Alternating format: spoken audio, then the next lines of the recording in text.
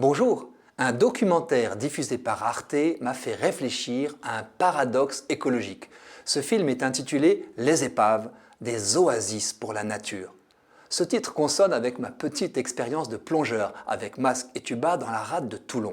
En ce lieu de Méditerranée, sillonné depuis des lustres par une myriade de navires, civils et militaires, les naufrages furent légion. Le fond marin reste jonché de débris plus ou moins consistants. Pour n'en rester qu'aux embarcations de loisirs, j'ai vu de nombreuses coques immergées près du rivage se dégrader lentement. Ces bateaux avaient pu être accidentellement drossés sur les enrochements du bord par une tempête de vent d'est, parfois délibérément coulés par des propriétaires malhonnêtes lorgnant sur leurs primes d'assurance. Les coques récemment naufragées, propres et luisantes, deviennent vite chevelues en se recouvrant d'algues.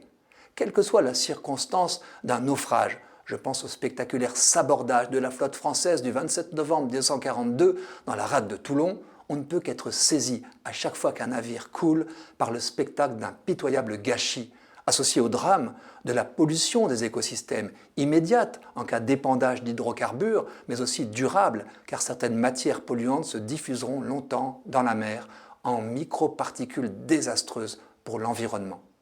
En quelques minutes, ce sont des sommes considérables qui sont englouties, perdues pour toujours, car les renflouements sont peu fréquents. Or, il faut se rendre à une autre évidence. Au bout de quelques années, les lieux les plus tristement pollués deviennent souvent les plus foisonnants de vie. Un pneu, une bouteille, une caisse en matière plastique, a fortiori une épave complète, héberge des écosystèmes précieux. Quel paradoxe! Sur un fond naturel sableux, qui semble stérile, l'épave attirera une multitude d'espèces, de flore et de faune marine, toute une pyramide de la chaîne alimentaire où prédateurs et proies se croisent.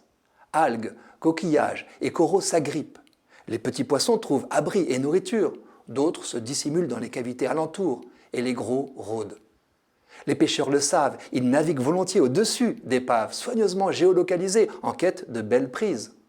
On en immerge même délibérément pour favoriser le retour de la biodiversité. J'ai déjà parlé ici des récifs artificiels installés au large de Marseille. Ce que le documentaire d'Arte m'a fait réaliser, c'est l'ampleur du phénomène et son intérêt écologique étudié et reconnu.